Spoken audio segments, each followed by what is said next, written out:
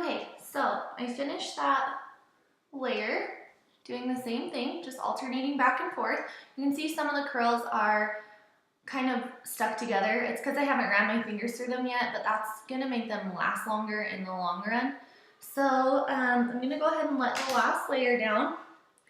I like to part my hair different depending on the day, but today I'll show you how to curl it kind of from the middle, if I can do this backwards. Okay, so I like to curl from the middle usually anyways, because then if I decide to do a side part, it gives you more volume.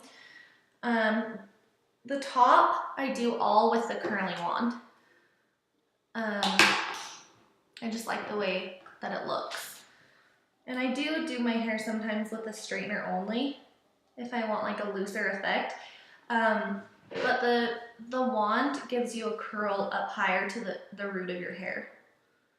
So this, I always curl away from my face in the two front pieces and pull them kind of forward like this. And then you're just gonna let them fall straight out. And then you're just gonna let it be. Like, I know it looks kind of funny, but just let it hang out there. And then do the same thing to the other side. And normally I work around my hair in like a circle. I don't do like one side and then the next side. But it's just to show you guys how to kind of pull that away from your face. Otherwise, it's not going to give you like that nice shape around your face. And then you're just going to continue on curling all the way back. And it is so funny doing this in the camera because everything is backwards. So I'm doing my best. But what I like to do after is run my fingers through it with oil.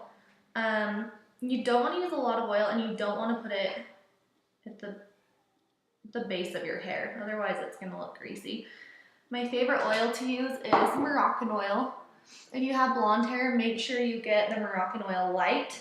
Otherwise, you're going to end up with like an orangey tint to your hair. And it builds up over time. So just make sure that you're aware of that. It's the same thing, it just doesn't have the orange coloring to it. And then I like to use it, like I'll just go to sleep with my hair curly like this and wake up in the morning, run some oil through it, and then maybe touch up a couple pieces, and I'm good to go.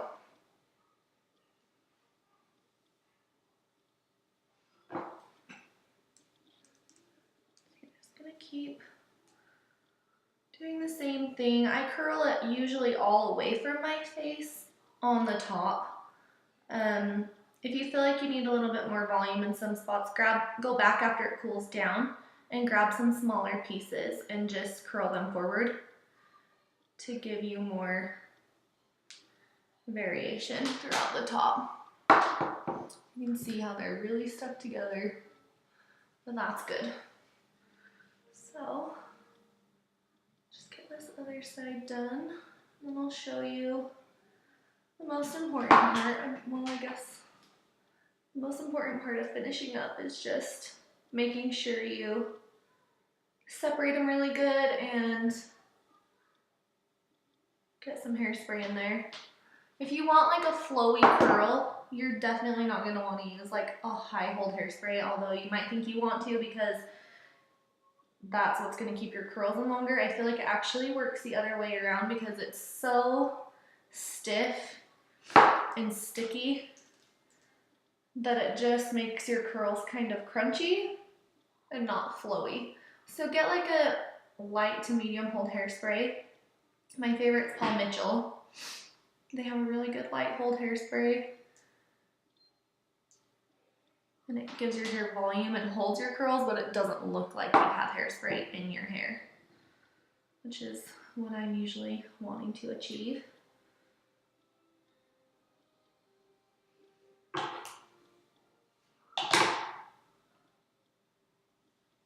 And just remember, the smaller sections you do, the tighter curl you're gonna get. If you're in a big hurry, I just recommend going all the way straightening iron curls because they take less time and you're gonna get a curl that's gonna last longer than if you were to rush through curling your hair with the curling wand. Because if you don't let it set long enough or do small enough sections, then you really just, you're gonna lose the curls within a couple hours.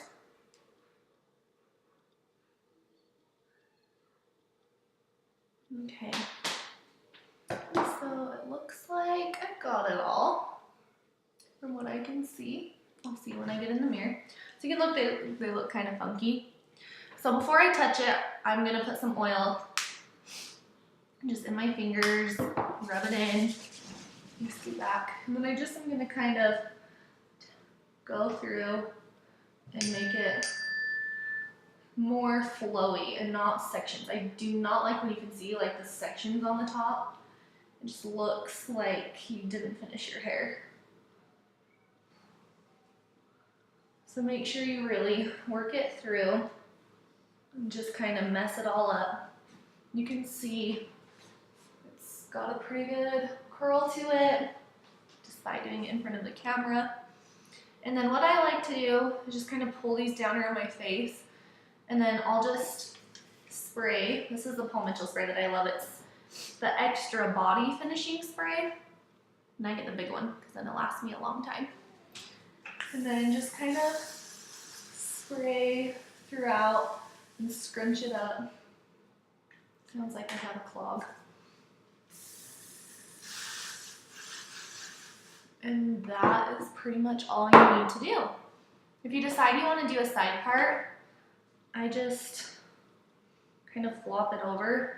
And that's why I like to part in the middle, because then you have like these cute curls that you wouldn't have been able really to get if you would have curled them from this angle. So even if you think you're going to want a side part, curl it from the middle because you're going to get all this volume. It's a little big right now, but it will definitely flatten out throughout the day. And that's it. So if you have any questions, let me know, and I will do some more tutorials on a full curling wand post as well as just a flat iron post, because they look a little bit different.